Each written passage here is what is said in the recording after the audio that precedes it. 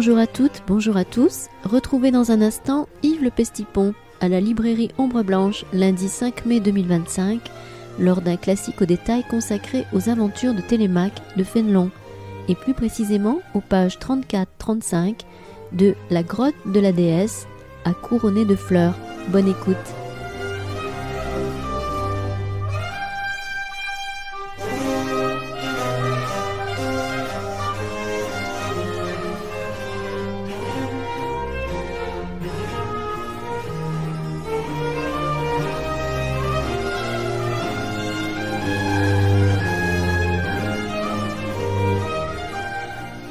Nous allons essayer d'attaquer ce nouveau classique au détail sur un des auteurs les plus classiques français, bien qu'il soit parfois un peu oublié, bien qu'il ait été très connu autrefois et un peu moins lu maintenant, qui s'appelle Fénelon. C'est un des auteurs les plus classiques français parce qu'il est difficile de faire mieux que lui, puisqu'il est né l'année où a commencé le règne de Louis XIV et il est mort l'année où a fini le règne de Louis XIV. Il est né en 1651, c'est-à-dire Louis XIV avait 13 ans exactement, et à 13 ans, il a obtenu sa majorité. Et donc, il est devenu enfin roi. Son père était mort quelques années auparavant, Louis XIII. Il est mort, Louis XIV, en 1715. Et Fénelon est mort aussi en 1715. Voilà. Donc, il n'y a pas plus Louis XIVien que Fénelon. C'est la perfection. Il a eu quelques amitiés avec Louis XIV et quelques problèmes avec Louis XIV. On va essayer de voir un petit peu ça. Fénelon, il est natif du Périgord, du château de Fénelon, qui domine un peu les rives de la Dordogne et qu'on peut visiter encore. C'est une vieille famille aristocratique qui remonte bien avant Fénelon. Et il a eu la malchance ou la chance d'être un cadet de famille. Bon, son père avait eu 9 enfants d'une première femme, 3 ou 4 d'une deuxième. Quelques-uns sont morts, mais enfin, ça faisait un bon paquet. Il n'était pas l'aîné, donc n'étant pas l'aîné, il ne pouvait pas être militaire. Et donc, il fallait bien faire autre chose pour s'occuper. Il a décidé très rapidement, il avait un peu la vocation pour ça, de rentrer dans les ordres. Il se trouvait très bien qu'il avait un oncle qui était évêque. Il a pu être nommé prêtre très vite en 1677 du côté de Cahors. Il s'est occupé de quelques trucs du côté de Cahors et de Sarlat. Et puis, très rapidement, il a fait une carrière brillante à Paris qui lui a permis d'être assez rapidement, de manière assez étonnante, après avoir écrit un certain nombre de choses, précepteur du duc de Bourgogne, c'est-à-dire du petit-fils de Louis XIV, puisque le fils de Louis XIV s'appelait le duc de Bourgogne, et le petit-fils s'appelait aussi ensuite le duc de Bourgogne. Fénelon était le précepteur du duc de Bourgogne, mais aussi du comte de Toulouse, qui était aussi un de ses frères, qui ensuite est devenu roi d'Espagne, véritablement. Il a été aussi précepteur d'autres enfants de Louis XIV. Il était très protégé pendant un moment par Madame de Maintenon. Alors pourquoi il a fait cette carrière remarquable? C'est que Fénelon, très très vite, s'est engagé contre les protestants. Et donc, vous savez qu'autour des années 1680, Louis XIV retourne la politique royale de Henri IV, qui consistait d'avoir une certaine tolérance avec les protestants, qui s'appelle l'édit de Nantes. Et donc, l'édit de Nantes est aboli, mais cette abolition de l'édit de Nantes est préparée par toute une série de mesures que prend Louis XIV et la monarchie en général contre les protestants. Et Fénelon est chargé, en particulier, de l'éducation des filles, qu'on appelle les nouvelles catholiques, qui ont été converties plus ou moins de force au protestantisme. Ils vont en tirer d'ailleurs un traité de l'éducation des filles, d'ailleurs relativement libéral, et il va aussi être chargé de faire de la propagande catholique dans la région de la Saintonge. Et comme il est remarquablement orateur et remarquablement efficace dans la propagande catholique, il est remarqué par un personnage très important qui s'appelle Bossuet, qui deviendra ensuite son ennemi. Bossuet le présente à Madame de Maintenon. Vous savez que Madame de Maintenon, elle à partir de la moitié de la fin du règne de Louis XIV, est la maîtresse officielle de Louis XIV, et ensuite elle devient effectivement la femme secrète, mais en fait non secrète de Louis XIV. Madame de Maintenon fonde la maison de Saint-Cyr pour la jeunesse catholique, dont les pères sont morts à la guerre, catholique et parfois protestante ou mais ex-protestante. Et Fénelon plaît beaucoup à Madame de Maintenon. Il paraît que Fénelon était particulièrement plaisant, agréable, sympathique, quelque peu insinuant, plaisant à tout le monde.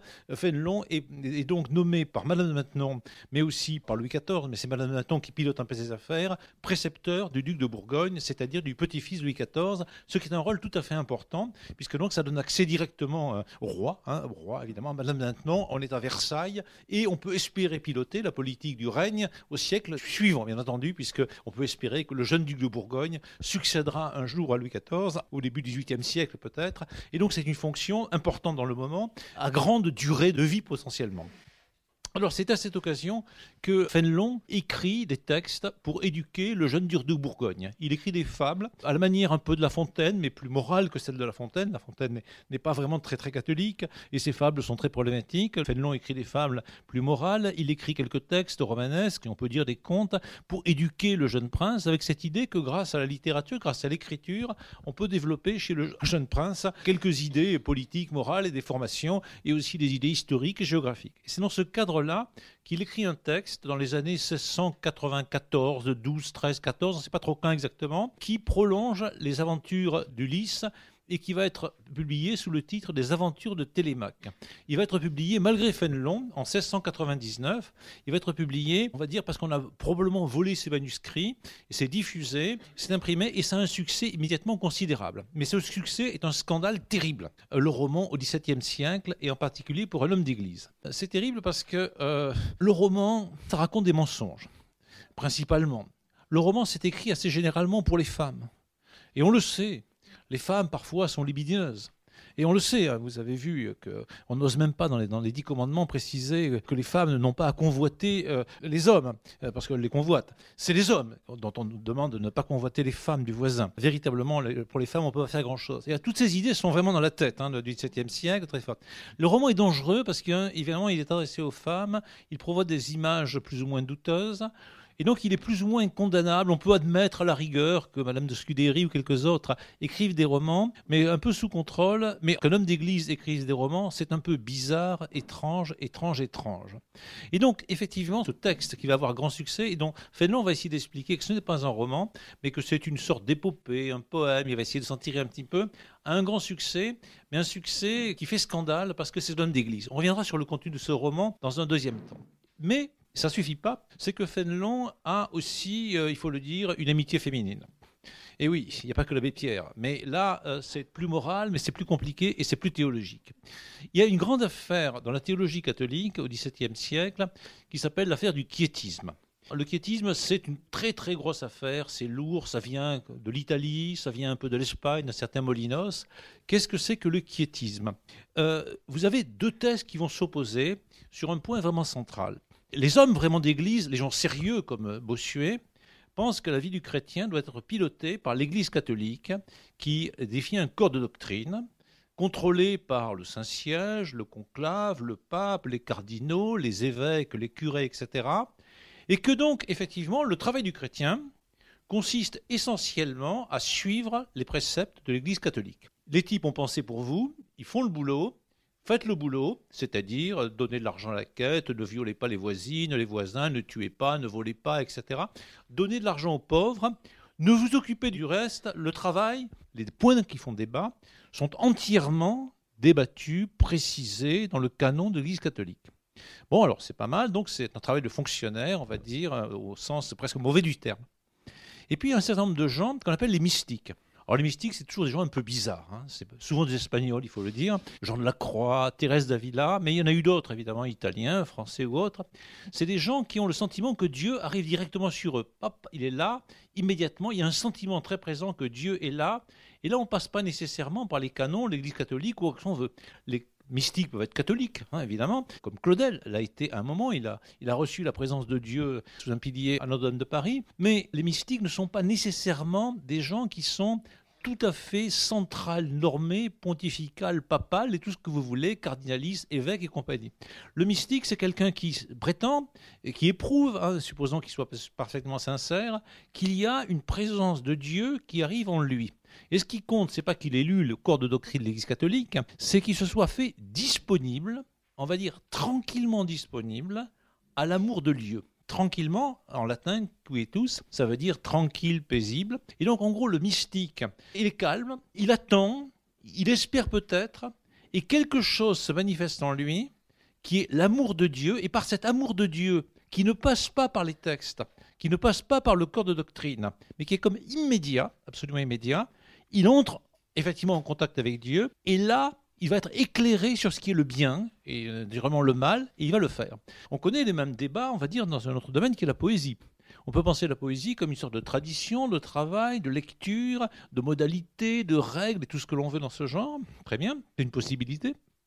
Ou bien on peut penser à la poésie comme effectivement une sorte d'inspiration qui vous arrache d'un seul coup, qui vous prend, qui vous séduit complètement. Voilà. Et donc dans ce cas-là, vous n'avez pas besoin d'inspecteurs généraux, de livres, etc.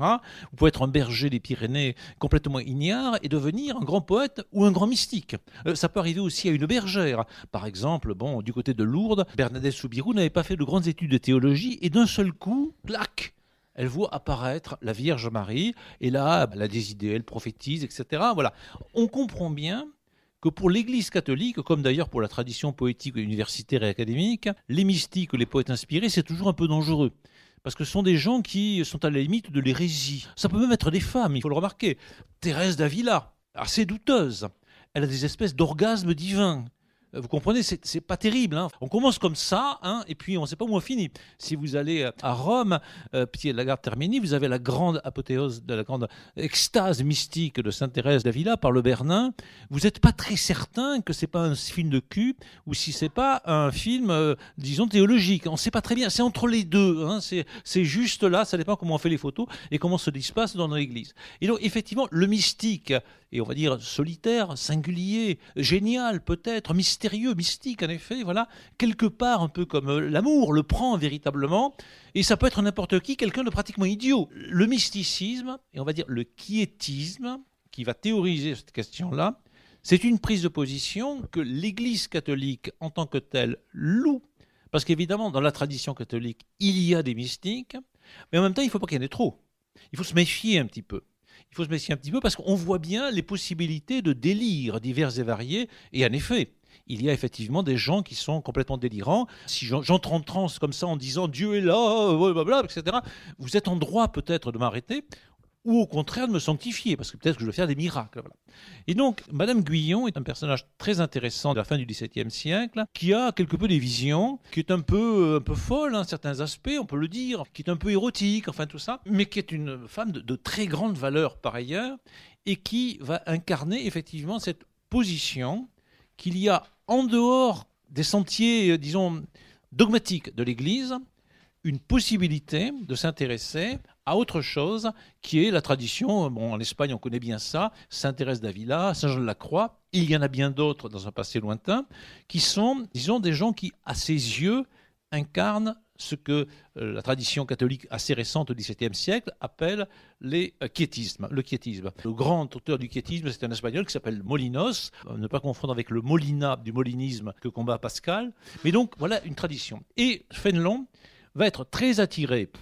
Alors, ses ennemis vont dire par Madame Guyon, ses ennemis, ça va être Bossuet en particulier, mais aussi par cette théologie du quiétisme qui fait débat, bien entendu. Parce que si on est quiétiste, ça veut dire que peut-être on est un peu mou sur le plan de la doctrine et qu'on s'intéresse à des choses qui s'éloignent du corps de doctrine dur de l'Église catholique. Et un grand débat va se faire à la fin du XVIIe siècle entre cette mystique qui a une grande tradition au XVIIe siècle en France, et puis un autre corps de doctrine. Ce qui compte véritablement, c'est la doctrine catholique enseignée par les patres, par l'Église. Alors il va y avoir deux camps, il va y avoir deux personnages qui vont s'opposer à partir des années 1699. Ces deux personnages sont des têtes de l'Église catholique en France.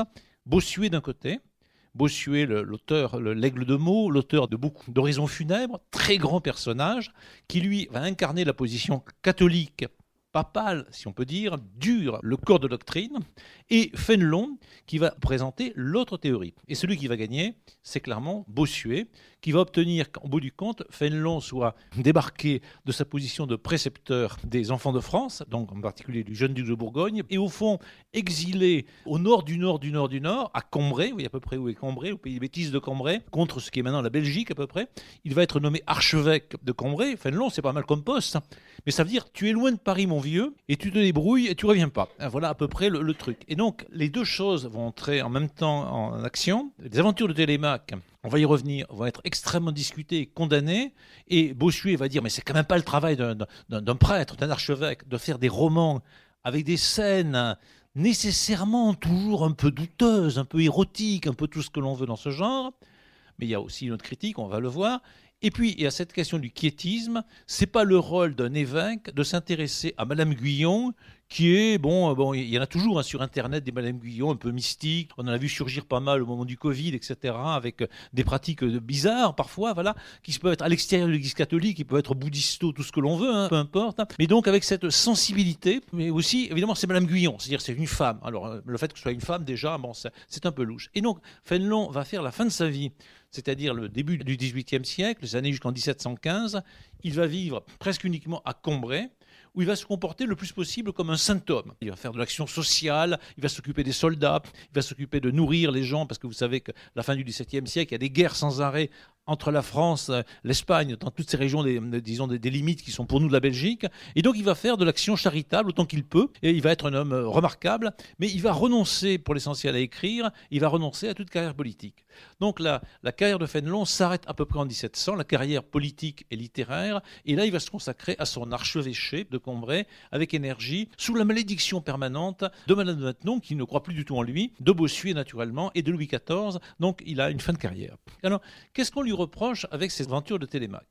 Qu'est-ce que c'est que les aventures de Télémaque? Donc, les aventures de Télémaque, c'est une suite. Vous savez qu'on aime beaucoup les suites, par exemple au cinéma, dans les séries, hein, le retour du Jedi, 2, 3, 4, 5, 6, 7, etc. Les Chevaliers du Fiel, 1, 2, on attend le 3 avec impatience, en tout cas moi. Et bon, il y a des suites, ainsi de suite. Voilà. Peut-être un jour, il y aura le Blob 2, hein, le Blob 3, le Blob 4, on ne sait pas très bien, j'espère. Enfin, voilà. En tout cas, donc, c'est une modalité qu'on aime bien. On le connaissait au XVIIe siècle ou avant. Il y avait Don Quichotte, première partie, puis ensuite, il y a la suite de Don Quichotte, et les romanciers, ou Madame de Scudéry, ou les romancières, quand il y a un thème à succès, ajoutent quelque chose. Alors, ce que fait Fénelon, c'est se dire, j'ai envie d'éduquer le petit-fils de Louis XIV, donc je suis un professeur de latin, de grec, de morale, de théologie. C'était un gamin apparemment très brillant, très intelligent. Je vais le former en lui donnant un certain nombre de leçons politiques et morales, et aussi des leçons de vie intime, en lui racontant une histoire qui peut lui convenir assez bien. Cette histoire qui peut lui convenir assez bien, c'est un héros auquel il peut s'identifier. On va dire comme Jules Verne, plus tard, va écrire des romans d'éducation avec des héros auxquels on peut s'identifier, plus ou moins des jeunes gens qui ont des aventures à travers les mers, dans les profondeurs marines, à travers les volcans, etc. Des héros qu'on va penser comme positifs. Et donc, je vais choisir, effectivement, d'écrire ce qui n'a pas été complètement écrit dans l'Odyssée d'Homère, qu'il connaît bien, puisqu'il est éduqué à cela. Je vais écrire les aventures de Télémaque. Alors, si on se souvient de l'Odyssée d'Homère, donc qui est un texte qui, à ce moment-là, a déjà 1700, 1800 ans à peu près, Homère, si Homère a véritablement existé, raconte les aventures d'Ulysse, héros de Troie, qui réussit à survivre à la guerre de Troie, et dont le projet est de regagner Ithaque, où se trouve sa femme, Pénélope, et de régner de nouveau sur la petite île d'Ithaque, en bon père de famille, va-t-on dire. Simplement, le retour est contrarié par les dieux, qui en veulent à Ulysse pour différentes raisons, parce que Troie était protégée en partie par certains dieux, donc il faut se venger sur Ulysse, et donc le retour va mettre des années et des années. L'Odyssée s'organise comme un texte très particulier. Ça commence par ce qu'on appelle la télémachie. Télémaque est le fils d'Ulysse. Le fils d'Ulysse, Télémaque, ça veut dire celui qui combat, Makos, télé au loin, hein, celui qui combat au loin. Donc le fils d'Ulysse se pose des questions et Ithaque, qu'est devenu papa? Le fils d'Ulysse est très beau, très costaud, etc. Il est embêté parce que ça fait un moment que son père n'est pas de retour, il n'a pas de nouvelles, et puis sa mère résiste comme elle peut aux prétendants, hein, qui sont là, qui sont bien décidés à l'épouser et à prendre d'une manière ou d'une autre le pouvoir. Alors il tente quelques expéditions pour avoir quelques nouvelles, mais finalement il n'a aucune nouvelle bien précise. À ce moment-là, on comprend qu'effectivement Ulysse est retenu, ou a été retenu pendant longtemps dans une île par une sorte de divinité, une divinité qui s'appelle Calypso, qu'on va retrouver dans un instant. Calypso, c'est évidemment une très très belle femme, elle est dans une île où elle vit tranquillement. Calypso, en grec, kalyptein, ça veut dire caché. C'est donc celle qui est cachée. Elle se trouve le plus à l'ouest possible de la Méditerranée, c'est-à-dire à l'endroit, pas très loin des colonnes d'Hercule, où le soleil se couche, là où le soleil, kalyptein, se cache véritablement. Donc Ulysse passe une vingtaine d'années, enfin en tout cas pas mal d'années, dans l'île de Calypso, où c'est pas mal, parce que Calypso est très belle, naturellement, elle a tout ce qu'il faut, de la nourriture, enfin tout ce que vous voulez, l'île elle est superbe, etc. Et donc, en gros, pendant une moitié des 24 heures, Ulysse passe son temps avec Calypso, alors c'est pas mal, hein, parce que c'est Koh-Lanta, enfin vous voyez, donc bon, on fait l'amour, elle est vraiment bien, quoi, elle est super, hein, voilà, il n'y a pas de problème, il est bien nourri, enfin tout ça, il y a des nymphes qui apportent la nourriture, mais le soir, il va pleurer au bord de la mer Violette, il va pleurer pour l'amour de sa femme, hein, Pénélope, qui ne le rejoint pas. Alors ça dure un certain temps, bon voilà, mais il n'oublie jamais sa femme, bien que pendant la journée il fasse son boulot avec Calypso. Et puis, effectivement, les dieux décident, je passe sur les détails, de libérer Ulysse. Il va pouvoir sortir. Calypso n'est pas du tout contente parce qu'elle est prête à le garder longtemps, pour l'éternité. Et Ulysse veut vraiment partir et de revenir. Donc, il a du courage auprès d'une mortelle, c'est-à-dire de Pénélope. Et donc, il va repartir, il va se faire un petit radeau. Il va couler, on lui a prévenu. Si tu vas faire un petit radeau, ça va pas être facile pour toi. Il coule, mais il est récupéré par Nausicaa au bord de l'île des Phéaciens. Et là, il va raconter toutes ses aventures. C'est un récit qu'il fait aux Phéaciens en leur racontant un tas de salades, peut-être fausses, peut-être vraies et tout ça. Et puis les Phéaciens lui donnent un petit bateau pour, au bout du compte, rentrer à Ithaque, où là, vous le savez, il massacre les prétendants parce qu'il a un arc qui est un peu plus solide que les autres. Et donc, the end. À la fin, Ulysse retrouve Pénélope et ils font l'amour de manière non hystérique. Solaire s'insiste dessus. Comment dire, c'est assez étonnant parce que Pénélope apprend qu'il s'est tapé un certain nombre de femmes, qu'il a voyagé un peu partout. Enfin, tout ça, ça ne dérange pas du tout. Ils font l'amour dans le grand lit de chêne qu'a construit Ulysse, autour duquel il a construit sa maison. Et ils se racontent des histoires. Et ils sont vraiment très très contents. Tout va très très bien. The end, c'est fini. Parfait. Simplement, il restait un peu en chemin les aventures de Télémaque, c'est-à-dire ce personnage qui est le fils d'Ulysse, dont on comprend bien qu'il est allé se promener dans la mer Méditerranée, et finalement il n'a pas eu beaucoup de nouvelles, et Fénelon va se dire, voilà un héros positif, il est très bien ce Télémaque, celui qui combat au loin, il fait des voyages, il fait donc des aventures, il va de l'avant à la rencontre d'eux, voilà ce mot sur lequel on reviendra.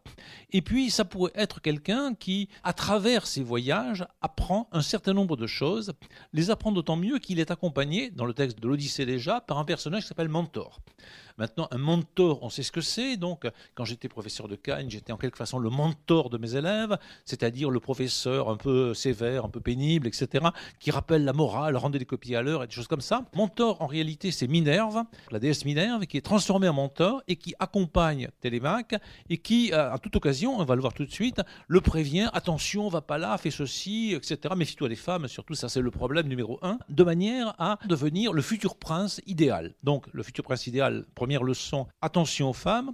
Deuxième leçon, attention aux désirs guerriers que tu peux avoir en toi, et donc pas la guerre, on va revenir sur ce programme de Fénelon. Et troisièmement, les désirs plus ou moins tyranniques que tu peux avoir, que chaque homme peut avoir, on va les modérer, non pas au nom de la démocratie, mais au nom d'une certaine tolérance, va-t-on dire, d'accueil à autrui. Et donc, Télémaque va se promener dans le roman de Fénelon à travers la Méditerranée, à la recherche de son père, qu'il va finir par retrouver à la fin du livre. Il le retrouve à Ithaque en réalité. Et là, il va rencontrer un certain nombre de situations difficiles, de guerre, de violence, de femmes et tout cela, des situations terribles parfois. Alors, c'est donc ce qu'on appelle un roman d'éducation. Ça a déjà existé, on va dire, les aventures de Pantagruel, de Gargantua sont à bien des égards des romans d'éducation, mais c'est un modèle assez moderne de roman d'éducation. C'est-à-dire qu'il y a un héros vraiment positif, c'est pas drôle, qui progresse peu à peu, grâce aux leçons de son maître, dans une certaine direction qui lui permet de retrouver son père, mais aussi de se préparer au futur métier de prince. Et donc c'est un roman politique. Et en effet, on va dire, 3 idées politiques de Fénelon surgissent à peu près, qui sont d'une part, effectivement, le monarque doit faire un peu attention aux femmes. Alors, bon, Louis XIV n'était pas un modèle excellent de ce point de vue-là. Le monarque doit se méfier de la guerre, et bien sûr, et Louis XIV n'est pas exactement un modèle excellent, surtout dans les dernières années de son règne. Et au fond, le monarque ne doit pas être essentiellement tyrannique, et là aussi, Louis XIV n'était pas un modèle véritablement excellent. Et donc, Fénelon fonde une espèce de discours, disons, un peu stoïcien, du point de vue de la sexualité, un discours pacifiste, en tout cas non guerrier, et puis d'autre part, un discours avec des dimensions sociales, si on veut employer ce terme-là. Du coup, les aventures de Télémaque vont, surtout qu'elles sont accompagnées par des textes que Fénelon envoie à Louis XIV, des textes où il lui dit, bon, sire, arrêtez les guerres. Oui, non, je continue, voilà. Ou alors un espèce de programme qu'il convoque à la fin de sa carrière avec 2 ou 3 autres ducs quand il est à Vercambray, qui s'appelle le programme de Chaulnes, enfin les textes de Chaulnes, dans lequel il explique un petit peu ce que serait une politique idéale, qui est une politique aristocratique, avec le retour au grand-duc, la réduction du rôle de la bourgeoisie, et puis au contraire la réunion régulière des États généraux, quelque chose qui à certains égards peut déjà préparer la Révolution française, qui n'ira pas très loin de ce point de vue-là. Mais donc il a des idées politiques qui ne conviennent pas du tout à la monarchie telle que l'incarne Louis XIV à la fin de sa carrière, pas du tout. Donc ça explique un petit peu cela. Mais en même temps, ça va faire le succès considérable des aventures de Télémaque à travers les 2 siècles qui vont suivre. Le paradoxe veut que ce texte, écrit par un archevêque, un religieux, un homme qui a combattu les protestants, qui n'était pas un rigolo, véritablement, qui n'était pas le prince de la tolérance, véritablement, et qui n'était pas un socialiste, tout ce qu'on veut dans ce genre, a été une des lectures favorites de gens comme Michel Rocard, par exemple, beaucoup plus tard. Il a été est extrêmement lu par le 19e siècle et par le 18e siècle et par le début du 20e siècle. Ce n'est finalement qu'assez récemment que Fénelon n'est pratiquement plus lu en tant que texte politique intéressant. C'est commenté maintenant par les professeurs d'université, de littérature, beaucoup moins que par les hommes politiques. Des gens comme Jaurès connaissent très bien Fénelon, Rousseau connaît très bien Fénelon, des tas de gens. Et alors, ce texte va amener une série d'imitations, de contre-imitations. Vous voyez, tout de suite, quelques années après la publication du Télémaque, alors en 1699, on attend la mort de Fénelon en 1717 pour publier un texte plus exact à partir des véritables manuscrits. Et là, vont se multiplier les jeux sur le texte. Par exemple, Marivaux, en 1720 ou 30, publie un Télémaque travesti. Manon Lescaut, l'abbé Prévost, c'est une réécriture des aventures de Télémaque. Alors on le voit très bien, les aventures de Manon Lescaut, c'est la réécriture à l'envers des aventures de Télémaque. Il y a un personnage qui s'appelle Desgrieux, qui est un grec. Quelque part, il est prometteur, il est jeune, il peut réussir dans la vie. Malheureusement pour lui, il a en plus un protecteur qui ne s'appelle pas Mentor, mais qui s'appelle Tiberge. Donc Tiberge, le bon berger, le petit berger, le bon berger, etc., qui est très très bien, qui est solide, qui donne les bons conseils, etc. Pas de chance pour Desgrieux et pas de chance encore pour Tiberge. Il y a une femme, évidemment une femme, naturellement, une femme qui s'appelle Manon Lescaut. Manon, celle qui est là, vraiment, qui tient vraiment les choses, qui est un peu Madeleine du Christ, voilà, et qui est Lescaut, le fleuve. Alors, quand une femme porte le nom de Madeleine et quand elle s'appelle Lescaut, c'est-à-dire de l'eau, il faut s'en méfier. Voilà. Mais Desgrieux, il tombe immédiatement amoureux. Et contre l'amour, que peut-on faire? En dépit de sa morale, en dépit de Mentor, c'est-à-dire Tiberge, il ne va cesser de diriger, de diverger vers autre chose. Et donc, c'est la réponse à Fénelon, c'est que Fénelon était une sorte d'optimiste. Grâce à l'éducation, grâce aux bons professeurs, grâce à Mentor, grâce à une morale à peu près solide, etc., on peut s'éloigner des femmes, on peut progresser sur le chemin de la vertu, on peut ne pas être trop tyrannique, enfin tout ce que vous voulez dans ce genre, vous voyez, il est de gauche déjà, voilà. En gros, il a déjà sa carte au PS. Mais Manon Lescaut, écrite par un autre abbé, qui lui est plutôt d'inspiration janséniste, eh bien, si vous n'avez pas la grâce, quels que soient vos efforts, pour vous arracher à Manon Lescaut et au mal, vous n'y pouvez rien, vous êtes cuit à la fin. Voilà, c'est terrible, c'est comme ça. Aragon, beaucoup plus tard, va faire aussi sa version en 1922, je crois, un livre plus ou moins surréaliste qui va s'appeler Les Aventures de Télémaque, où il parle de lui-même. Ou alors, intermédiaire, enfin, il y a beaucoup d'exemples. Si vous avez lu le Père Goriot de Balzac, au début du Père Goriot, tout se passe dans une grotte. Cette grotte s'appelle la pension Vauquer. La pension Vauquer, c'est à côté de là où est maintenant l'école normale supérieure de la rue d'Ulm, pas loin du Panthéon. Là, il y a une espèce de femme qui s'appelle Vauquer. Vauquer, la grotte, elle évoque tout ça. Bon, là-dedans, tous les étudiants, les personnages louches, Vautrin qui se vautrent, et puis Rastignac qui arrive, viennent se nourrir parce que c'est pas très cher là-dedans, dans cette pension Vauquer. Ils se retrouvent, c'est un peu un taudis, c'est un peu abominable. Et là, il y a une grande tapisserie qui représente effectivement quoi d'autre? Les aventures de Télémaque. Et Rastignac, c'est Télémaque. Et Télémaque, c'est Rastignac. C'est-à-dire celui qui veut monter. Alors évidemment, dans le monde de Balzac, dans le monde du 19e siècle, le Mentor, ça ne sera pas Minerve, ça ne sera même pas Tiberge, ça sera Vautrin.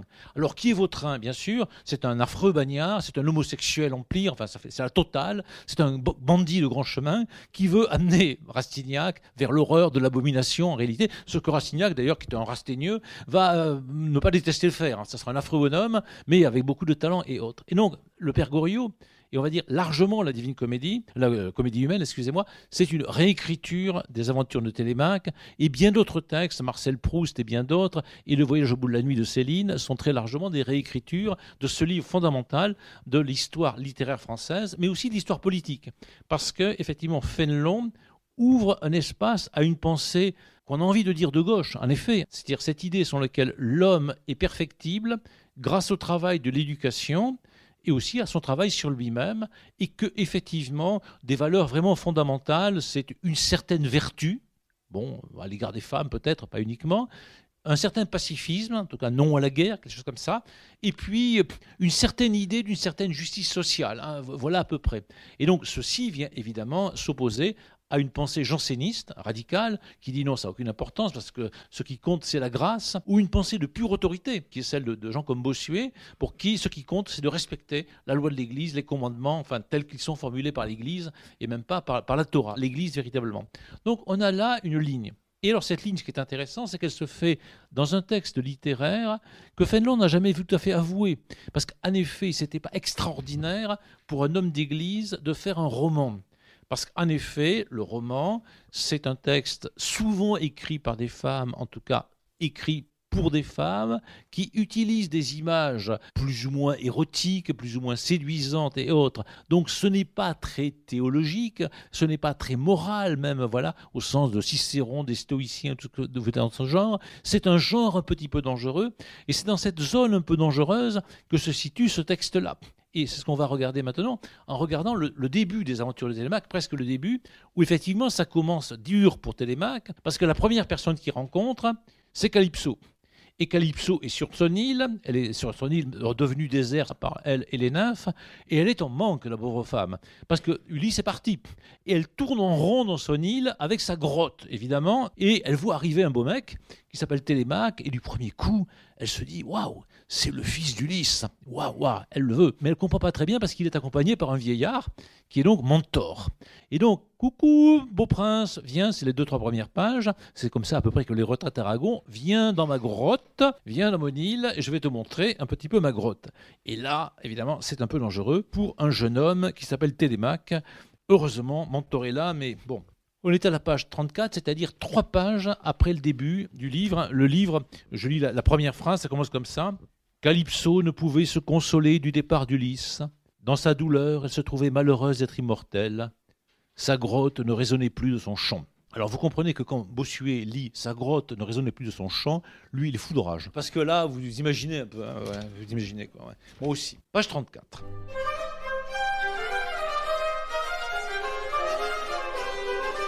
Vous écoutez un classique au détail par Yves Le Pestipon, lundi 5 mai 2025 à la librairie Ombre Blanche à Toulouse, autour de l'ouvrage de Fénelon, Les aventures de Télémaque.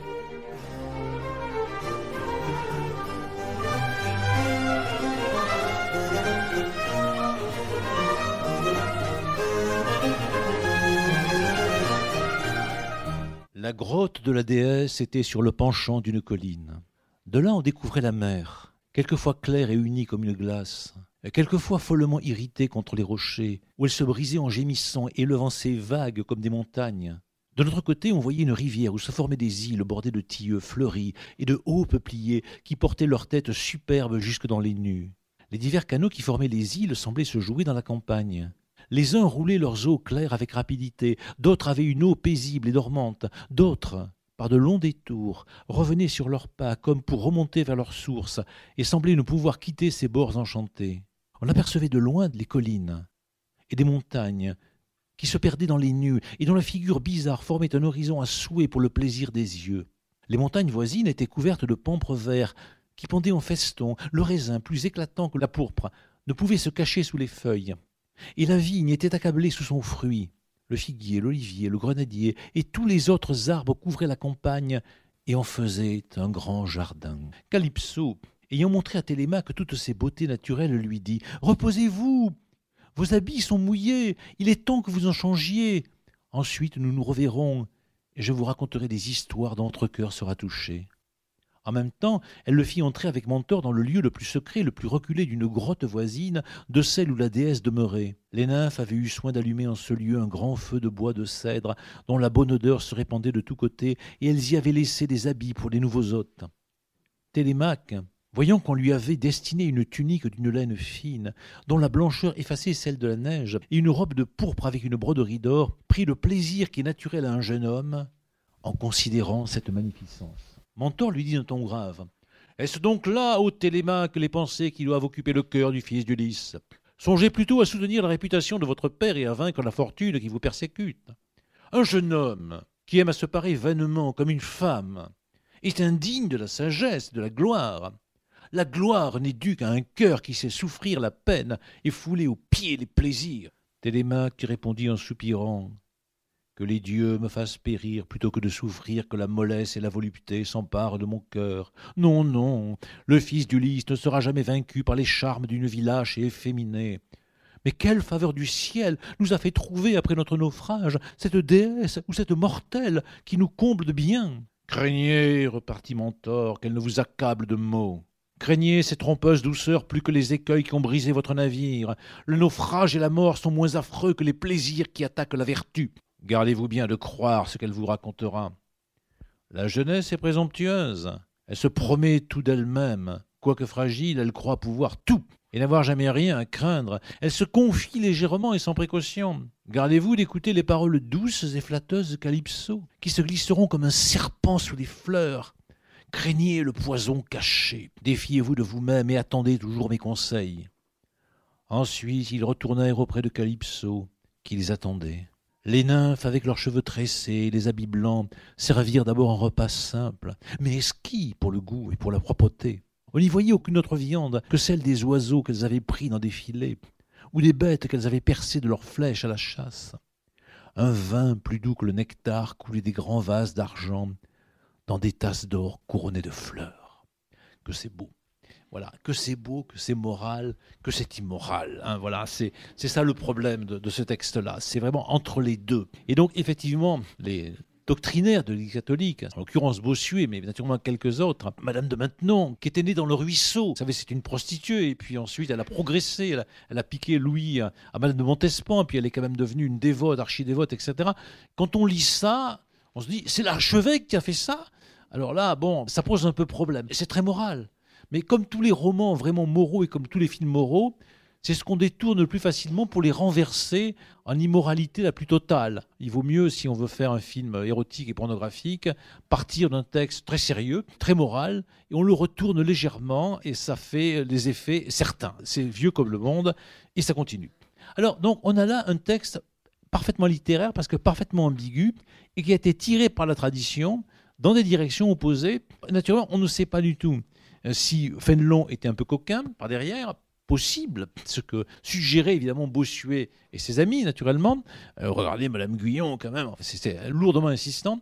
Ou alors si Fénelon était un homme, en effet, on va dire tendre, généreux, ouvert, sensible, sensuel sans doute, mais enfin dire de très bonne foi, véritablement. Et si quelque part il ne voyait pas ce que les autres voyaient à l'intérieur de ça. Donc il y a ambiguïté totale et on ne va surtout pas tenter de partager. Simplement, la tradition littéraire a éclaté le texte de Fénelon dans les deux directions.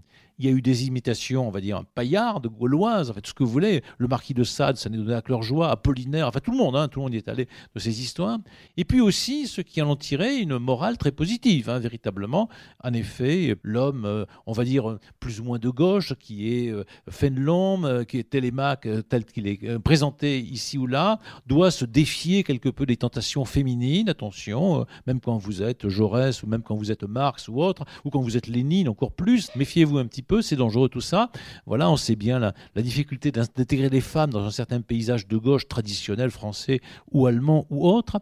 Et puis méfiez-vous évidemment des voluptés, méfiez-vous de votre présomption et en quelque manière sacrifiez-vous. Enfin voilà, tout ce thème-là. Alors, le texte lui-même est saturé d'histoire antique. Fénelon connaît par cœur l'Odyssée, il connaît par cœur les auteurs romains, Virgile, Horace, on les a rencontrés hier avec Sébastien Langlois quand on parlait de Fables de La Fontaine. Là, c'est les mêmes textes, on va dire, les bucoliques, les géorgiques, l'Énéide. Donc, l'Énéide raconte l'histoire d'Énée qui se promène à travers la Méditerranée. Fénelon connaît très bien ça. Et donc, il va utiliser ces différents éléments pour rappeler au jeune duc de Bourgogne sa culture, mais aussi pour jouer sur cette culture-là. Et les lecteurs de l'époque, quand ils lisent ça, savent très bien qu'ils lisent une ressucée, quelque manière, de l'Odyssée d'Homère, mais aussi de Virgile, et quelque part aussi de certains contes et romans du Moyen-Âge et du début du XVIIe siècle. Alors ça commence par une description d'un paysage. Ce paysage, évidemment, Fénelon n'a jamais vu. Fénelon n'a jamais vu la mer Méditerranée, il n'est jamais allé en Grèce, il n'est jamais allé en Italie. Ce qu'il connaît, c'est à travers la littérature. Et la plupart de ses lecteurs aussi. La Fontaine, qui a fréquenté un peu Fénelon à un certain moment, ils ont eu des rapports un peu compliqués, n'a jamais vu la mer, par exemple, ce qui ne nous empêche pas de décrire la mer. Tous ces gens ne sont pas nécessairement allés en Italie, ils ne sont pas allés en Grèce, bien entendu, et à partir de la littérature, soit romanesque, soit biblique, soit antique, ils ont un certain nombre d'idées. Il n'y a pas que ça pour la littérature, il y a la peinture, bien entendu, les tableaux de gens comme Poussin, par exemple, qu'ils voient dans les palais, dans les châteaux, et c'est donc à partir de la peinture et de la littérature qu'ils se font une représentation qui n'a rien, évidemment, d'objectif, mais qui convient à des canons d'écriture. On va dire comme parfois un petit peu en musique, il y a des modèles, véritablement, dans la musique classique et dans la littérature classique. Ici, Fénelon nous sert un paysage tel qu'on pourrait le trouver dans un tableau de Poussin et tel qu'on le trouve dans d'autres éléments. Alors ce paysage, il est parfaitement idéal et parfaitement ordonné. Alors on voit bien comment ça se passe. Donc il y a la grotte de la déesse, point de départ, et donc on sait bien ce que c'est qu'une grotte au XVIIe siècle. Les gens à l'époque ne vont pas dans les grottes faire de la spéléologie ou autre. C'est un lieu largement imaginaire. Fénelon n'est probablement jamais allé dans une grotte. Il a dû fréquenter des grottes fausses fabriquées au Palais de Versailles ou ailleurs, qui sont des lieux où on se rencontre, il y a des fontaines, on fait la cour aux jolies dames, on rêve un petit peu là-dessus. Et donc la grotte, c'est un lieu, on va dire, artistique, sur lequel on sait bien que c'est l'antre de Calypso, c'est bien l'antre de Polyphème, c'est un lieu dangereux et c'est un lieu plus ou moins érotique, les deux en même temps, sur lequel il y a beaucoup écrit de littérature, mais on n'a pas de pratique. Fénelon n'est pas du tout un spéléologue, ni ses lecteurs le moins du monde. Donc c'est un lieu convenu, c'est un lieu de littérature et un lieu de peinture sur lequel on peut rêver. Ça mélange sauvagerie, érotisme, ailleurs, l'espace des dieux et autres. Et donc la grotte vient s'opposer et en même temps s'intégrer à ce qui finit le dernier élément, le jardin. Le jardin, c'est pas la nature.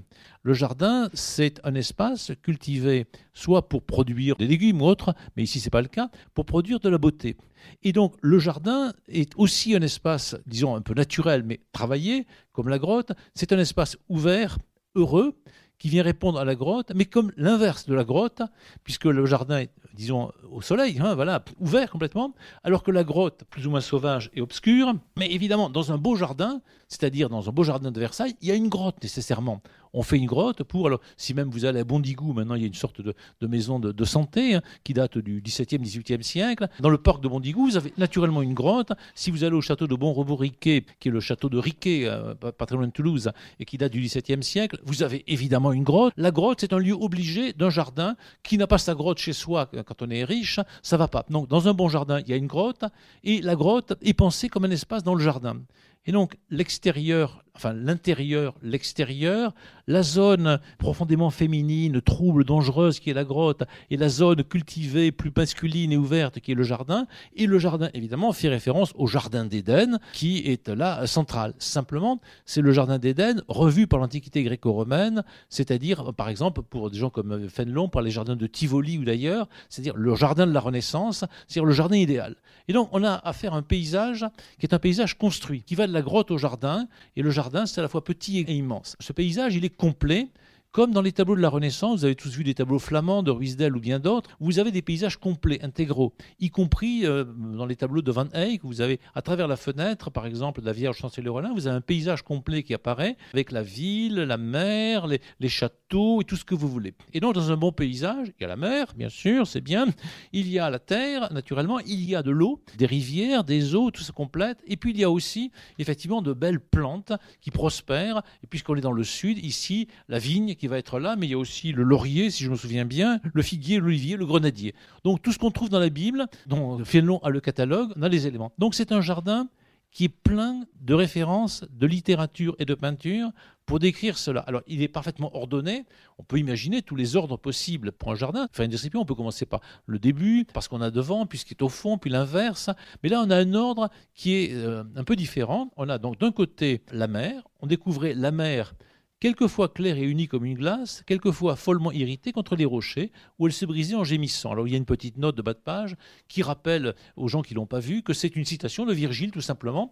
Donc effectivement, Fénelon traduit Virgile, cette mer irritée de temps en temps et pas irritée de temps en temps, c'est du Virgile, comme hier ceux qui ont vu la fable qu'on racontait de La Fontaine, le cygne des cuisiniers, avec 3 vers, 4 vers, qui viennent directement de Géorgie de Virgile, qui sont traduits. Alors ça a 2 effets, c'est un effet d'embellissement. Fénelon, comme La Fontaine dit, vous avez vu, j'ai vu Virgile, et c'est beau. Mais en même temps, deuxième effet, c'est rappeler au lecteur que lui aussi, il participe de la même communauté culturelle. Nous sommes tous d'accord, nous connaissons Virgile et nous jouissons de lire Virgile. Alors de ce point de vue-là, c'est pas de la poésie mystique. Si on peut rappeler le terme de tout à l'heure, vous savez, il y a des poètes qui disent il faut que je me dépouille. C'est Rilke par exemple. Je me dépouille complètement, je laisse passer le Dieu en moi, j'oublie toute culture et je suis envahi par une sorte de transe poétique, quelque chose comme ça. L'autre jour, je parlais avec une jeune poète gasconne qui s'appelle Paulina Kamakine. Sa vision de la poésie, c'est ça. Donc c'est une sorte de pénétration par je ne sais quoi. Pour Bossuet, comme pour La Fontaine, la poésie, c'est d'abord une pratique culturelle, et aussi pour le lecteur. Et donc, faire de la poésie, c'est avoir lu Virgile, traduire Virgile, faire des modifications sur Virgile, et faire des clignotements comme ça, des sortes de citations qui renforcent la chose. Donc, on a d'un côté la mer avec 2 états, bien sûr. La mer, quelquefois irritée, ou elle se brise en gémissant, et puis la mer, elle est quelquefois claire et calme. Donc, il y a du temps qui est dans l'espace, véritablement. La mer n'est pas toujours la même. Et puis, en face de la mer, à côté de la mer, il y a de l'autre côté, on voyait une rivière où se formaient des îles bordées de tilleux fleuris, de hauts peupliers qui portaient leurs têtes superbes jusque dans les nues. Alors ça, c'est un autre côté, avec la rivière, les îles, et puis des arbres qui sont de chez nous. Les tilleux, le tilleul, d'accord, et les peupliers. Ça, on les a autour de Toulouse, on les a autour de Paris, on les a autour de Cambrai. Donc c'est un paysage tempéré, tranquille, agréable, bien de chez nous, on connaît bien. Et le paysage est rempli puisque ces arbres montent pratiquement jusqu'au ciel. On les retrouve dans les tableaux flamands. Ça, c'est de la peinture flamande qui nous est proposée là. Et puis, les divers canaux. Alors les canaux, ce n'est pas nécessairement le canal du Midi, c'est des rivières tranquilles, simplement. Donc c'est l'inverse du torrent. On trouve ça chez La Fontaine. Le canal, c'est la Garonne, quand elle est tranquille, c'est un canal au XVIIe siècle. Qui formait des îles, semblait se jouer dans la campagne. Les uns roulaient leurs eaux claires avec rapidité, d'autres avaient une eau paisible et dormante. Alors on avait la mer qui était parfois calme et parfois agitée. On a maintenant les canaux qui parfois sont agités, parfois sont calmes, mais ça se succède dans un rythme, disons, ordonné. Parfois ceci, parfois cela, c'est pas le chaos, il y a de tout, il y a de tout. D'autres avaient une eau paisible et dormante, d'autres, par de longs détours, revenaient sur leurs pas comme pour remonter vers leur source et semblaient ne pouvoir quitter ces bords enchantés. Alors, au lieu d'avoir un paysage en fuite, en mouvement, vous savez, les tableaux de Turner, des gens comme ça, au XIXe siècle, où le paysage s'enfuit constamment, ou avoir des paysages mobiles, comme dans les tableaux des impressionnistes, où vous avez un instant, impression, soleil volant, etc. Au fond, là, les choses reviennent toujours sur elles-mêmes. La mer est agitée, après elle est calme. Elle est calme, elle est agitée. La rivière va, elle revient. Et les rivières reviennent en fait au bout du compte sur elles-mêmes. Donc c'est la plénitude. C'est un paysage qui est à la fois mobile et parfaitement immobile. C'est l'éternité qui reproduit toujours elle-même son état. Voilà la chose. Donc c'est une perfection, une perfection. Et alors on percevait au loin, parce que le paysage lui-même peut se fermer au loin, il y a la mer, la rivière, enfin les rivières, les îles, tout cet aspect-là. Au loin, il y a un arrière-plan, comme dans les tableaux flamands. Au loin, vous avez des montagnes qui se perdaient dans les nues et dont la figure bizarre formait un horizon à souhait pour le plaisir des yeux. Alors, c'est la perfection. Donc, il y a du bizarre. Tout n'est pas si ordonné que ça. Parce qu'effectivement, si c'était trop ordonné, s'il n'y avait pas de bizarre, il n'y aurait pas d'intérêt, de plaisir, de désir. Et donc, en effet, vous avez une formulation plus tard de Baudelaire qui dit « le beau est toujours bizarre ». Mais pour qu'il y ait de la beauté au XVIIe siècle, il faut bien qu'il y ait un peu de bizarre à l'intérieur. Il ne faut pas que le paysage soit tiré au carré, au crayon, des choses de ce genre. Il faut qu'il y ait un peu de bizarre. Et ce paysage tout entier, il est constitué pour le plaisir des dieux. Des dieux, mais des yeux en réalité. Et donc c'est un paysage plein, c'est un paysage pour la peinture, c'est un paysage dans lequel les dieux semblent avoir travaillé pour que le bonheur du regard soit fait. Eh bien, il n'y a pas simplement le lointain, brusquement on revient soudain à quelque chose de proche, et là une sorte de proximité débordante. Alors la caméra, en quelque manière, qui était au plus loin, maintenant vient au plus près. Et là, au plus près, qu'est-ce qu'on voit ? On voit des fruits, et un mélange. Les montagnes voisines étaient couvertes de pombres verts qui pendaient en feston, le raisin plus éclatant que la pourpre ne pouvait se cacher sous les feuilles, et la vigne était accablée sous son fuit.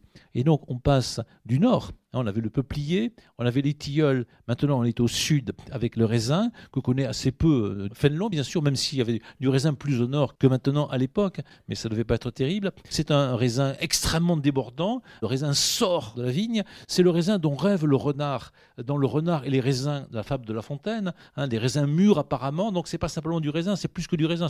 Ça surgit, ça déborde. Il y a presque trop de raisin. Et il y a mieux que le raisin, parce que le raisin, on connaît en France. Enfin, on a évidemment vu. Louis XIV en a évidemment vu. Il y a mieux, le figuier, l'olivier, le grenadier, qui sont des arbres que Fénelon n'a pas vus. Le figuier, c'est le sud de la France, c'est l'Espagne, l'Italie. Le grenadier, c'est presque encore plus loin. Évidemment, l'olivier. Et donc là, on rentre dans la part du rêve pour Fénelon, mais c'est une complétude absolue nécessaire, puisque dans le paysage dont il est question, qui se passe en Méditerranée, on ne sait pas très bien où, il faut bien qu'il y ait des arbres méditerranéens qui viennent aussi dans la Bible. Vous savez qu'il y a des figuiers dans la Bible, il y a des oliviers dans la Bible, il y a des grenadiers dans la Bible, et donc on met la totale. Et donc on a un paysage littéraire parfaitement satisfaisant, qui est à la fois immobile.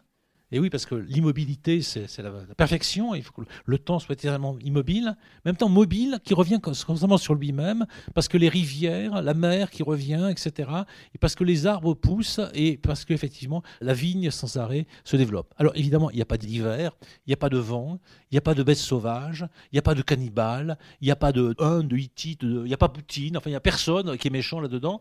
Tout va bien, il n'y a pas d'ennemis, il n'y a pas le mal. C'est une sorte d'immense jardin d'Éden qui est assez étrange, parce que ce jardin d'Éden se trouve dans l'Antiquité grecque. Alors, c'est là une des ambiguïtés de ce texte, c'est le jardin d'Éden avec une femme dedans qui n'est pas Ève, mais qui est Calypso, mais qui est entourée de raisins, de fruits, etc., et qui va dire à un jeune homme qui est là, viens, viens, viens, viens. Heureusement, il y a Mentor. Ce que n'avait pas Adam. S'il y avait eu Mentor à l'époque, on n'en serait pas là.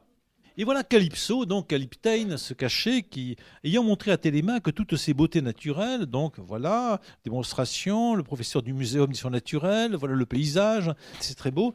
Et ces beautés naturelles, les beautés naturelles, c'est un peu curieux sous l'écriture d'un archevêque, parce que ce qui compte, c'est les beautés divines. Le mot nature au XVIIe siècle est un mot ambigu. Quand Spinoza écrit Deus sive natura, je parle de Dieu ou de la nature, Dieu c'est la même chose que la nature c'est la même chose que Dieu, c'est vraiment terrible. Dieu est au-dessus de la nature, voilà, il crée la nature véritablement.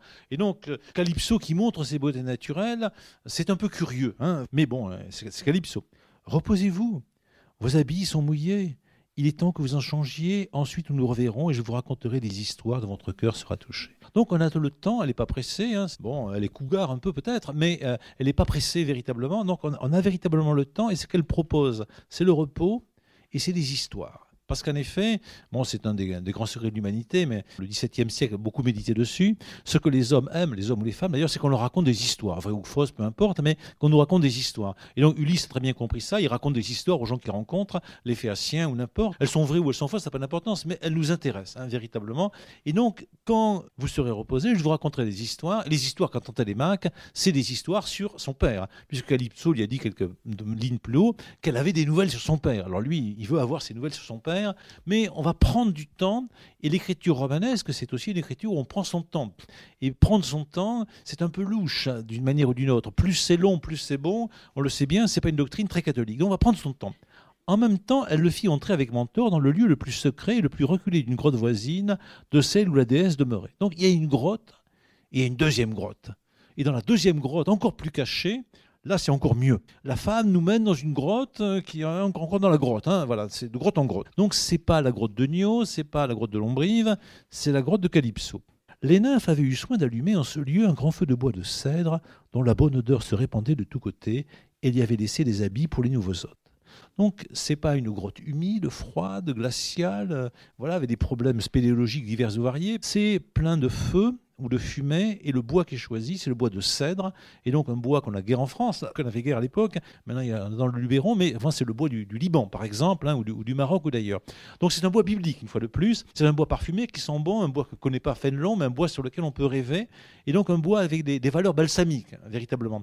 Et donc dans l'Odyssée, dans Ulysse, et dans Virgile, et dans Ovide, dans tous ces gens-là, il est beaucoup question du cèdre, qui est une sorte de bois d'éternité, à bien des égards, et donc un bois pensé comme rare en France, voilà, merveilleux. Et donc, il est introduit dans un espace idéal, avec la chaleur, une sorte de lumière grâce au feu, et puis mieux encore, des vêtements, des habits pour les nouveaux hôtes. Alors, c'est un des grands thèmes de l'épopée d'Homère, mais aussi de Virgile. Quand des hôtes arrivent chez vous, eh bien, ils sont mal habillés ou ils sont à poil. Ça peut arriver aussi. Bon, par exemple, quand Nausicaa récupère Ulysse, bon, il faut le dire, voilà, il est tout nu. Voilà. Il est tout nu parce que, bon, après avoir navigué un peu en mer, le bateau a été cassé, le radeau a été cassé. Il est à poil complètement. Voilà, il est vraiment tout nu. Et Nausicaa, qui est là pour faire la lessive, le bord de la mer, n'est pas effrayée par l'apparition de Nausicaa, le cône-crone, au bras blanc. Voilà, elle est très très jolie, elle est charmante. Elle n'est pas du tout effrayée. Elle voit cet homme sortir de la mer, comme ça, tout nu, couvert de saloperies, et puis en plus ou moins, c'est dit dans le texte, et là elle va le laver et le recouvrir de vêtements très rapidement, et donc il va être reçu, l'essentiel, couvert de vêtements. Donc c'est un geste d'accueil fondamental qu'on devrait parfois avoir avec les migrants, vous savez, quand ils arrivent de Turquie ou d'ailleurs plus ou moins sales, eh bien plutôt que de les mettre dans des cellules ou je sais pas où, des centres de rétention, peut-être déjà les habiller un peu bien. Et donc il y a ce souvenir chez Fénelon du temps où dans l'Antiquité grecque on accueille les gens en les vêtant avec des beaux vêtements. Alors comme c'est la déesse Calypso, comme c'est le fils d'Ulysse, Télémaque, il va être reçu avec des vêtements parfaitement beaux. Et là, il y a un détail un peu louche, c'est que Télémaque va beaucoup aimer ça.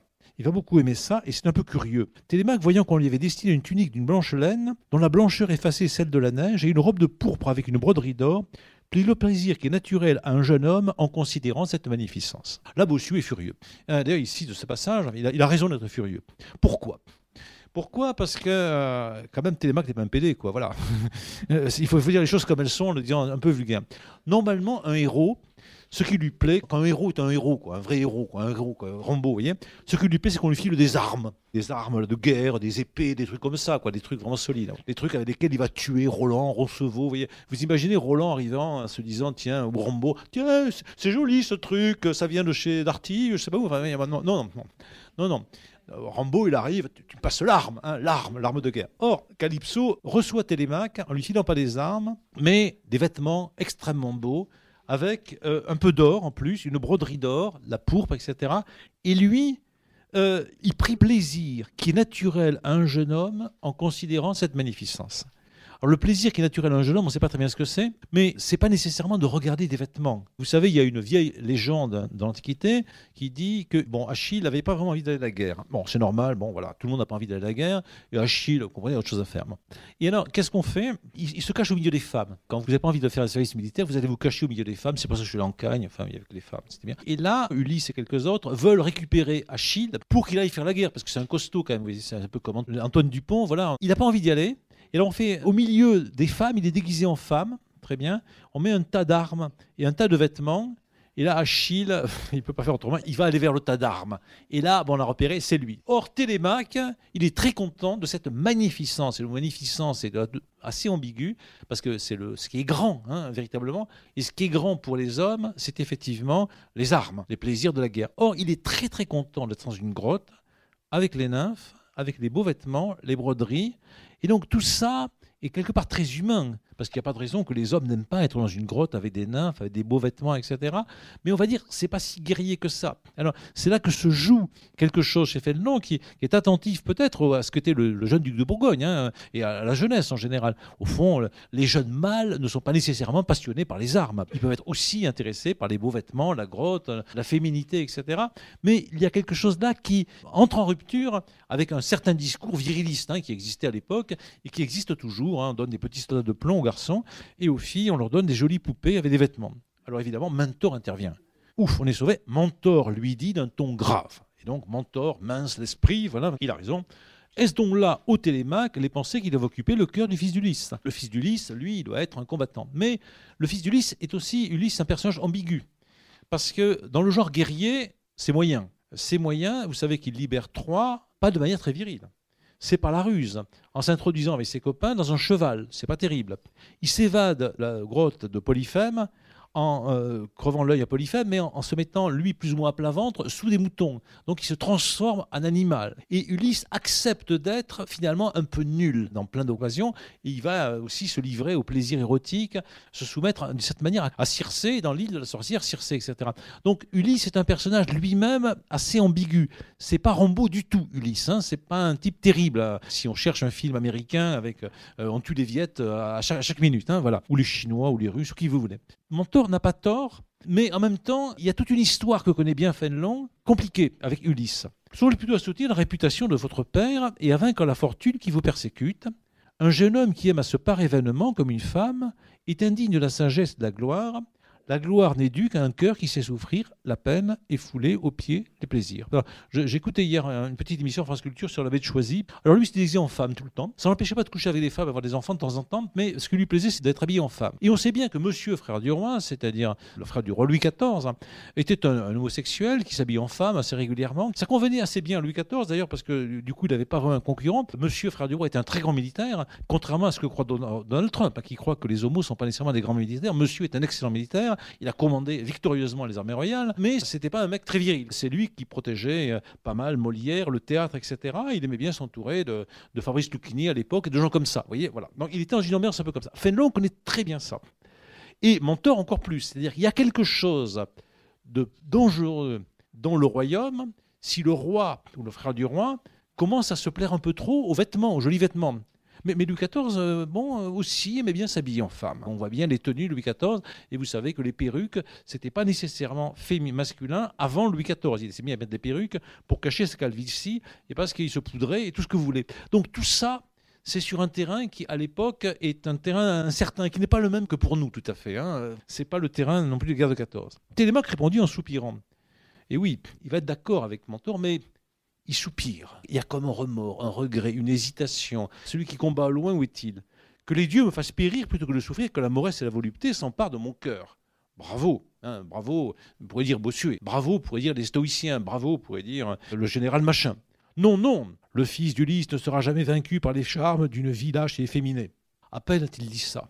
Mais, eh oui, c'est pas si facile. Quelle faveur du ciel nous a fait trouver après notre naufrage cette déesse ou cette mortelle qui nous comble de bien. Et oui, ils auraient pu tomber sur une île avec, je sais pas quoi, des types, des ours, des trumpistes, Poutine, enfin qui vous voulez, vous voyez, enfin, des types pas très sympathiques. Mais comment ça se fait que les dieux, nous qui sommes fils d'Ulysse, si virils, c'est tout ce que vous voulez, etc., nous a fait tomber, vraiment pas de chance, dans une île si confortable avec des jolies femmes, des nymphes, Calypso, etc., qui nous comblent de bien. Et donc là, toute l'ambiguïté du texte qu'on peut tirer dans une direction ou dans l'autre, ou bien Ulysse se plaint de ce qu'il regrette véritablement. C'est très malheureux d'être tombé là. Si on avait pu tomber dans un camp militaire ou à Guantanamo, un truc comme ça, voilà, imaginez, voilà, on aurait habillé en orange. Ou bien il ne se plaint pas du tout, il n'est pas mécontent que ça. Alors Mentor doit réagir. Mentor doit réagir, il réagit. Craignez, tout à l'heure, est-ce donc là au Télémaque, là ça s'aggrave. Craignez qu'elle ne vous accable de mots. Craignez ces trompeuses douceurs, plus que les écueils qui ont brisé votre navire. Le naufrage et la mer sont moins affreux que les plaisirs qui attaquent la vertu. Magnifique, magnifique bipole, évidemment. Donc, il y a les femmes et la mer ont quelque chose à voir. Baudelaire va développer un peu cette thématique-là. La mer, l'amour, la mer, etc. Les femmes sont comme la mer parce que ça nous rend amères et parce qu'elles sont amères à bien des égards. Et elles nous emportent, elles nous perdent, enfin tout ce truc-là. Mais il y a pire que la mer, il y a les écueils que font les femmes, véritablement. Donc c'est un peu pareil. Et puis en même temps, c'est pire du côté des femmes. Donc là, il y a une très vieille tradition littéraire. La mer et les femmes, la mer et l'amour sont dangereuses. Enfin, la mer et les femmes sont au bout du compte dangereuses. Mais le plus dangereux, en effet, ce sont les femmes dont il faut se vaincre. Et le mot qui unit tout ça, c'est le mot charme. Puisque charme, donc, c'est Carmen, c'est le chant, c'est la sorcière. Calypso est plus ou moins une sorcière. Et dans les charmes, vous avez arme, vous avez âme, vous avez chair et vous avez mère. Et donc, le mot charme intègre toute la problématique qui est là. Céder au charme de la femme, céder au charme de la mère qui se sert de nos chairs, etc. Et là, on est perdu. Les charmes d'une vie lâche et efféminée, bien sûr. Une vie lâche ne peut être qu'efféminée, une vie efféminée ne peut être que lâche. Efféminée, bien sûr, ça veut dire genre monsieur, frère du roi, enfin on voit très bien ce qui est derrière, bien sûr, au XVIIe siècle. Gardez-vous de bien le croire ce qu'elle vous racontera. La jeunesse est présomptueuse, elle se promet tout d'elle-même. Quoique fragile, elle croit pouvoir tout et n'avoir jamais rien à craindre. Elle se confie légèrement et sans précaution. Là, on a un lieu commun qui est repris chez La Fontaine. La jeunesse se flatte et croit tout obtenir. La vieillesse est impitoyable. C'est des vers de La Fontaine. Donc, c'est l'idée. Donc, la jeunesse est présomptueuse. Elle se fait des illusions. Et seule la vieillesse peut regarder véritablement les choses en face. Lieu commun, on sait depuis très longtemps que c'est faux. Il y a des vieillards présomptueux et des jeunes lucides. Il suffit de regarder la télévision, de lire les livres et d'observer autour de soi. On le voit bien. Fénelon le sait bien. Télémaque le sait bien. Et puis les lecteurs de Télémaque le savent bien. Gardez-vous d'écouter les paroles douces et flatteuses de Calypso qui se glisseront comme un serpent sous les fleurs. Craignez le poison caché, défiez de vous-même et attendez toujours mes conseils. Alors là se réunissent deux leçons. Leçon chrétienne. La femme, c'est le serpent. Et le serpent se cache dans les fleurs. Et Calypso, évidemment, c'est Ève. Et moi, je suis Mentor qui vient à vous en aide, le nouvel Adam. Et Adam n'avait pas eu Mentor comme moi, c'est-à-dire la sagesse grecque, Minerve et tout cela. Donc, première leçon, elle vient du christianisme et elle rappelle un peu tout ça. La deuxième leçon qui se croise avec ça, c'est le stoïcisme. C'est-à-dire, le stoïcisme, c'est l'idée selon laquelle, grâce à l'effort qu'on peut faire sur soi-même, on peut se rendre maître de soi-même et parvenir à un état meilleur. C'est ce qui est mis en scène par Corneille dans la pièce de Corneille qui s'appelle Cinna. Au début de la pièce Cinna, Auguste, qui est l'empereur de Rome et qui est, disons, une sorte d'élève, de disciple qui sont stoïciens, découvre que Cinna, qui le protège véritablement, dont il a fait son fils adoptif, a envie de l'assassiner, qu'il y a un complot contre lui. Et donc, il est furieux. Il est vraiment furieux. C'est normal. Il devrait le liquider tout de suite. S'il était Poutine, il le liquide tout de suite. On l'a vu avec quelques gens qui sont révoltés contre Poutine. Mais Auguste réfléchit et il se dit, si je tue Cinna, si je le liquide aussitôt, il va y avoir immédiatement d'autres vengeurs qui vont se dresser et on va entraîner un cycle de guerre. Et donc, je dois tenter de me maîtriser moi-même. Mais ce n'est pas facile. Alors, il y a le début d'une grande scène de la pièce qui est, Auguste dit, « Je suis maître de moi comme de l'univers. Je le suis, je veux l'être. il n'est pas tout à fait sûr de l'être, mais c'est difficile. Il est maître de l'univers, bien sûr, de Rome et de l'Empire romain, et il veut être effectivement maître de lui-même. Alors ça, c'est le programme stoïcien, c'est-à-dire grâce à des bons professeurs, grâce à une bonne connaissance de la philosophie, je peux arriver à me dompter moi-même dans mes passions érotiques, financières, enfin tout ce que je veux dans ce genre. Et donc là, il y a une sorte d'espérance que la philosophie grecque du stoïcisme développait, et dans une certaine mesure aussi l'épicurisme, c'est-à-dire donc un progrès moral. Alors à ça, les chrétiens répondent non, c'est pas du tout évident parce que nos passions, le péché, est beaucoup plus fort que nous. Nous ne pouvons pas, par notre seule morale, par nos professeurs, nous maîtriser nous-mêmes, parce qu'il y a plus fort que nous en nous, ce qui est le serpent, qui est le péché, etc. Et la seule chose qui peut nous sauver, alors certes c'est bien de faire des efforts, c'est la grâce. C'est quelque chose qui va venir de nous, qui est l'appui de Dieu. Et penser que par la morale, par le travail, par les professeurs, par les lectures, etc., par la culture, on va arriver à se dompter nous-mêmes, c'est un orgueil insensé, parce qu'on n'en est pas capable véritablement. Et donc, effectivement, Fénelon va être porteur de cette morale, la morale du stoa, c'est-à-dire la morale des stoïciens, c'est-à-dire celle par laquelle on peut se rendre maître de soi-même et progresser. Et donc, on a les deux termes en même temps. Il y a le thème chrétien du péché par Ève. Et contre le péché, on ne peut pas grand-chose, c'est terrible. Mais en même temps, Fénelon est un archevêque du XVIIe siècle. S'il se contente de dire on ne peut rien contre le péché, ce que disent parfois les jansénistes, voilà, à ce moment-là, c'est très embêtant quand on est archevêque, un curé et autres. Parce que comment plaider la défense de la morale des professeurs? Il est un professeur, il est professeur du Dauphin de France. Il est un optimiste, il est le précurseur de Jean Jaurès et de Michel Rocard, si vous voulez, de gens comme ça. Il est précurseur de gens qui pensent qu'on peut, grâce à une éthique, s'améliorer nous-mêmes et améliorer l'univers. Et donc, Mentor dit les deux choses à la fois. Méfiez-vous du serpent. Le serpent, c'est le péché, la femme en l'occurrence. On n'y peut pas grand-chose, mais en même temps, défiez-vous de vous-même et attendez toujours mes conseils. Donc, essayez d'obéir à moi. C'est là qu'intervient l'abbé Prévost, quelques années plus tard, dans Manon Lescaut, en disant « Mon vieux, ça ne sert à rien. Quant à Calypso, qui peut s'appeler Manon Lescaut, Banzai, tu peux écouter les conseils du professeur, tu vas aller baiser avec Manon Lescaut et te ruiner, briser ton épée à la fin, etc. » Vous savez, en Amérique, il brise son épée sur le tombeau de Manon Lescaut, c'est-à-dire il renonce à la noblesse pour enterrer Manon Lescaut avec son épée. C'est-à-dire c'est la dégradation complète. Il est perdu complètement s'il fait ça véritablement. Et donc Desgrieux, le grec, le successeur de Télémaque, fait ça. La première gravure de Manon Lescaut, c'est une gravure qui représente les aventures de Télémaque. On voit Mentor qui est en train de s'exclamer alors que Télémaque est en train d'être emporté dans Charybde des Scylla. Mentor est sur une colonne, il se dresse et au-dessus de cette colonne, il y a la croix, il espère dans la croix et il dit « malheureux enfant d'un malheureux père ». Heureusement, évidemment, dans le roman, Télémaque sort de Charybde des Scylla, mais en revanche, Desgrieux ne sortira pas de Charybde des Scylla parce que c'est plus terrible que ne le croyait Mentor, une femme, enfin, c'est-à-dire le péché, les profondeurs de l'abîme dans lequel on se perd, etc., etc. Et donc là, on a un texte qui unit une tradition chrétienne, une tradition stoïcienne, avec l'espérance que ça va marcher. Ensuite, ils retournèrent auprès de Calypso qui les attendait. Eh oui, les nymphes avec leurs cheveux tressés, leurs habits blancs, c'est merveilleux, c'est le loft, c'est super. Servirent d'abord un repas simple, mais exquis pour le goût et pour la propreté. C'est très très bien, ce goût de la propreté. On s'y voyait aucune autre viande que celle des oiseaux qu'elles avaient pris dans les filets ou des bêtes qu'elles avaient percées de leurs flettes à la chasse. Ces nymphes sont des nymphes chasseresses. Alors c'est un thème mythologique. Pour nous, la chasse est une partie d'homme pour l'essentiel, mais il y a une grande thématique antique de la chasse menée par les femmes, bien sûr, qui ne sont pas nécessairement des Amazones. Et donc c'est des femmes chasseresses, et Diane en particulier est la femme chasseresse par excellence, mais qui est une femme vertueuse, bien entendu. Diane, c'est la vertu elle-même.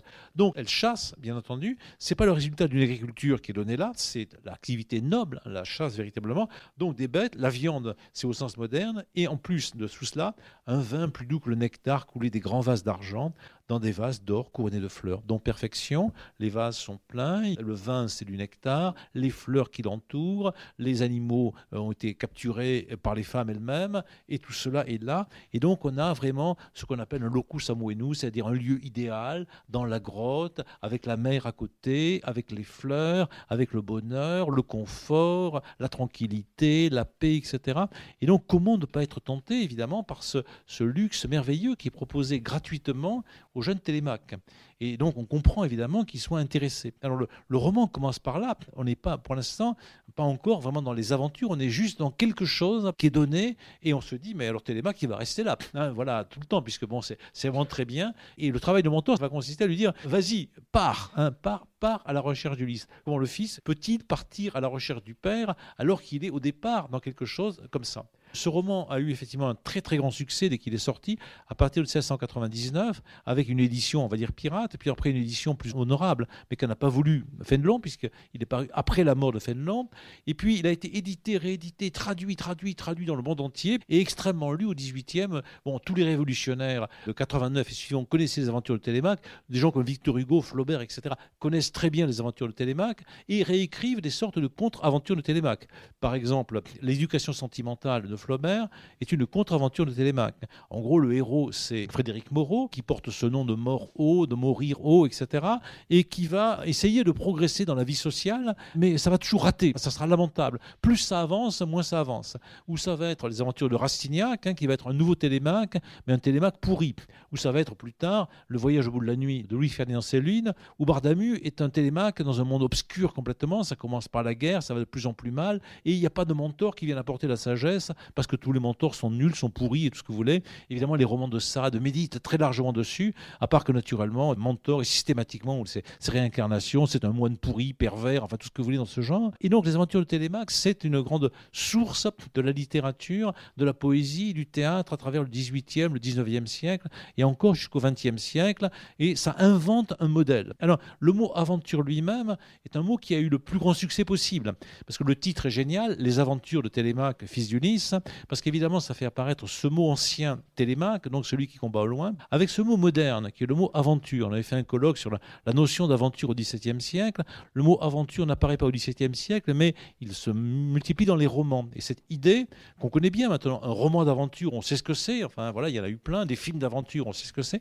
Et donc, qu'est-ce que c'est que cette aventure? C'est le fait d'aller à la rencontre du monde de manière audacieuse et d'avoir des transformations considérables, et ça nous attire. Bon, les romans d'aventure de Jules Verne, Ivanhoé, tout ce que l'on fait dans ce genre. Fénelon invente cette catégorie vraiment du roman d'aventure avec un personnage de l'Antiquité et un mot moderne.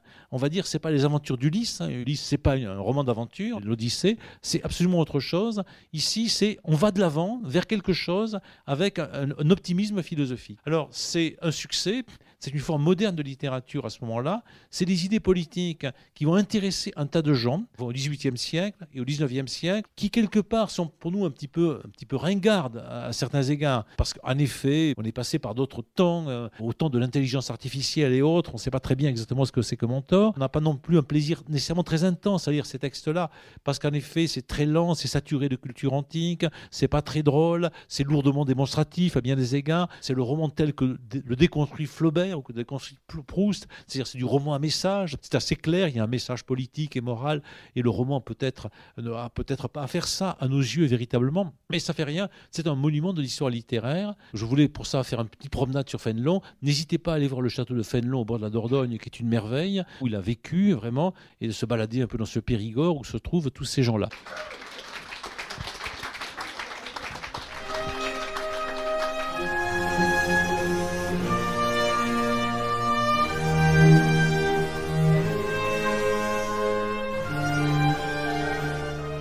C'était Yves Le Pestipon lors d'un classique au détail consacré à l'ouvrage de Fénelon Les aventures de Télémaque, et plus précisément aux pages 34 et 35, commençant par la grotte de la déesse jusqu'à Couronné de fleurs. Enregistré à la librairie Ombre Blanche lundi 5 mai 2025 et réalisé et mis en onde par Radio en partenariat avec Radio Plus et Radio Terre.